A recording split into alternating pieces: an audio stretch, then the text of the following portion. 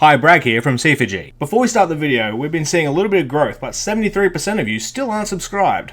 If you like what you see and want weekly podcasts, deck profiles, and more, subscribe and hit the notification bell. Cheers! Hey, I'm here with Andrew with his Thunder Dragon deck profile. How'd you go today? Won locals tonight, which is good. Nice. Come back. Yeah. And did it with Thunder. Yeah, let's get right into it. Very good. So we did Thunder Chaos, so Thunder first. So we got triple OG, triple Dark. Some people have dropped this down to 2 now. I still like it at 3 because you still want to have a Titan Activator around, and obviously with Allure and that, it's still just the best to see.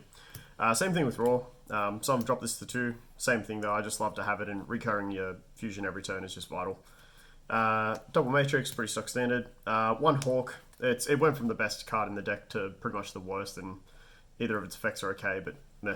You could almost not run it, but 1's fine. And 1 Duo for the Thunders. Continuing on with the Chaos package, we've got 1 Chaos Creator. Just such a strong addition to the deck. You can just push through so much with this one. Even certain plays where you banish things like your IP or things like Union Carry and stuff to reuse later on, because you can target them as one of the 3 you're putting at the bottom of the deck. Very, very strong. We've got the 1 Valkyria. I've tested a whole heap of this. 1 is perfect, 2's too many, 3 is way too many, but 0 seems also incorrect. You still want to have 1 extra target for your Chaos base. Yeah. Which includes one of each of your baby dragons, of course. Not really a whole heap needs to be said about that, but the interaction with Chaos Space is ridiculous. Yeah, it's so insane. So good. I've gone back to 3 Aloof Lupine, which has changed since my last video. Solar has a high ceiling, but my god, it just dies to everything. Gamma, Impermanence, Veiler, you name it, and it just does nothing at that point, especially with Colossus ban. You can't just, as a backup, do a bad play and go straight into a Colossus. It's just not viable anymore. So 3 Doggo, and then I do play a 4th starter just with the Solar. Once again, you want to see the dog, but 4 starters seems correct. So in the build I was trying tonight, it worked really well. So we've got the 1 Dragon Buster and the new Ultra Bump of it, which is nice. That just locks away certain games. It's typically something obviously you side out for going second, but going first, sometimes that just wins by itself. Onto hand traps. Got out 3 Ash Blossom, of course. Ooh, all 3. All 3. Yep. Stops things from happening. Yeah. Card. Yeah. Newly, and I've jumped a bit on the bandwagon with this one. Not going to deny it, but we jumped on the Back to Ogre. Yeah. Light's always nice for Chaos, but obviously the Numeron stuff. Zexal isn't particularly fun to play under, so... And it definitely isn't the worst thing against the Synchro variant. Not that there's any of the Synchro variants at locals tonight. Yeah, but it comes up. Yeah, it's if you trade with the Needle Fiber. Yeah, trades Needle Fiber, trades with the Eldritch spell that searches and all the rest. Yeah. And yeah, a lot of stuff. It did alright. So far, I'm still sticking with the triple Phantasme. This come out much tonight? Yeah, a fair bit. Yeah, it was only dead in 1 or 2 games, and then it's just one of those things where it's so powerful that it's worth running blind into it, and then once you know your match, I mean, it's usually very, very black and white. If they're not really link spammy side 3 out, it's the easiest side out of the game. Yeah. But then as soon as they have any sort of link shenanigans, I mean, what do? Anti-target, draw 2, put your worst card back, put your, summon that, draw 2 cards, put Buster World back in the deck. Where's he gone? So put that back, and then your Union Carry is live, right? Yeah. But that card carries a lot of games. I really like it. And one of the main reasons we still run it is moving on to our spells. Of course, triple Allure, there's no real explanation needed. But I find having a high density of dark monsters is always important in this deck. As soon as you flick too much to anything, too much light, too much other bits and pieces, too many spells, there's just nothing worse than the feeling of like looking at a dead Allure in your hand and you're like, okay, do I gamble it?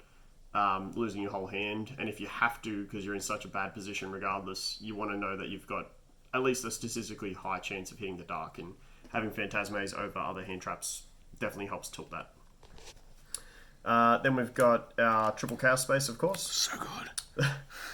Definitely probably the best card in the deck now. That's just such a nice way to ditch your darks and stuff from hand, and then searching the engine. Like, even if the gets ashed, like half the time that's fine. And just all the recursion, like just takes the deck to another level. I love it. I've got our 2 fusion, Definitely correct. You don't want 3, you don't want 1. 2 is just good. Gold Sark because it's Gold Sark. Yep. And then my 41st card, Skill Drain. Oh.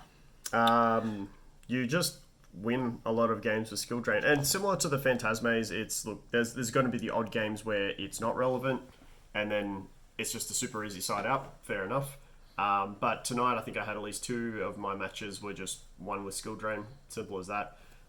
You're pumping out Titans left, right, and center, especially with Matrix buffing them up from time to time. Yeah. When all effects are negated, you're probably going to win. It's pretty hard for anyone else to out it. Like, Boral Sword doesn't out it, your access code doesn't out it, nothing really outs it as long as you get that straight up. So, And yeah. Speaking of Titan, let's get the extra deck.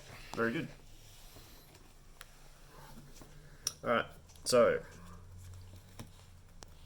3 of your boy. A lot of people run this at 2. I've always been a fan of 3 Titan. I think it hurts decision making too much with 2 because you always have to be conscious about shuffling 1 back, otherwise you don't get to grind. And I think that can cost games. I've definitely had it where that's would have cost me games in other things because you can't then... You need to shuffle an extra one back. You don't have the extra Thunder Dragon to ditch to force another pop or reaction or to be able to destroy something. So I always think you're playing Thunder Dragon, play 3 Titan. That's my 10 cents in it. And the 1 OG, the twin-headed Thunder Dragon. Oh, what a cutie.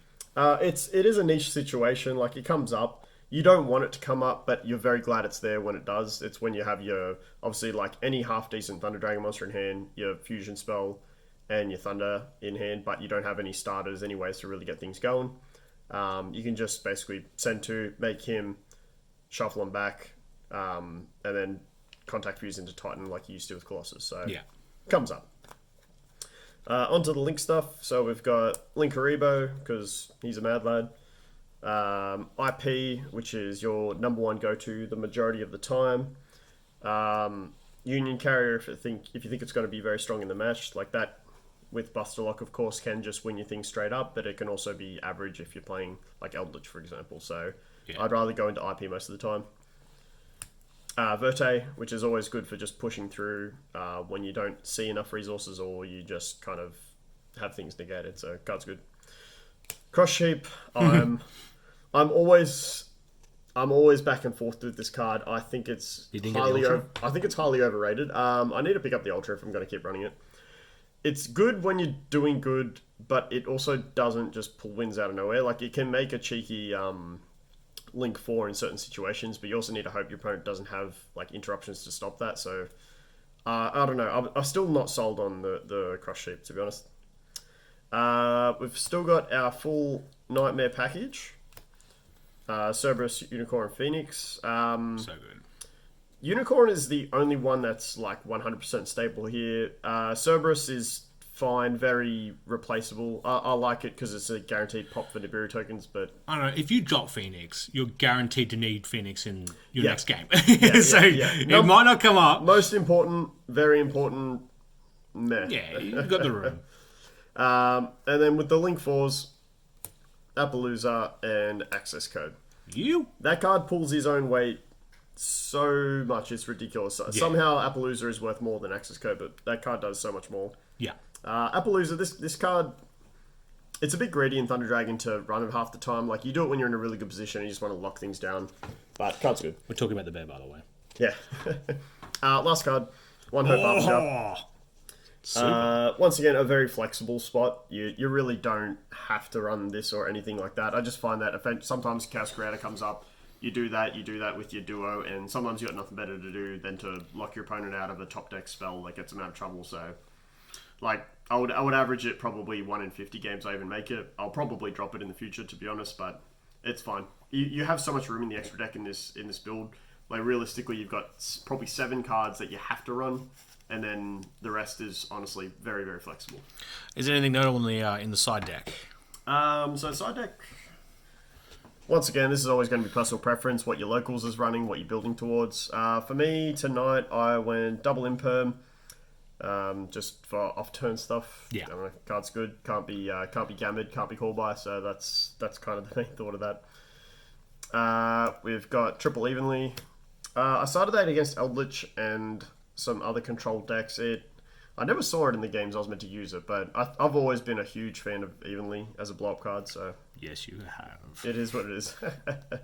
It is what it is. It is what it is. We've got triple call by for going first. So once game one's done and you know you're realistically going first because you're either going to choose it or your opponent's playing blind second, I always just like having a call by there ready for it. Stole me a game actually tonight. I got Lanciered in the standby and I drew the call by for turn. But that felt good. Double Lightning Storm. Why not? It's alright, yeah. The card's good, but it could very easily have been other stuff. It never really came up too much, to be honest. We've got one Pancratops. Yeah. Because card's good. I don't know. We have a fair bit of Cyber Dragon and stuff running around as well, so it's not bad to drop that into Infinity and other things like that. And why not? One Denko, because it's searchable in this deck. So once again, like it's kind of like the Eldritch. Actually, is probably the main thing I thought about that. So it's like playing that into Eldritch or Altercast seems alright. So I don't know. I might not keep it. And then of course Triple Nibiru. Yeah. So I used to main them obviously as per my last deck profile. I just find that a lot of people either play around it or are playing control decks, back row ones which don't play into it at all. Yeah. And I'm more comfortable having Phantasme as the dead card than Nibiru, because at least Phantasme is an allure target. Yeah. So, yeah, card's good. Well, thank you very much, and well done, mate. Thank you very much. Much appreciated.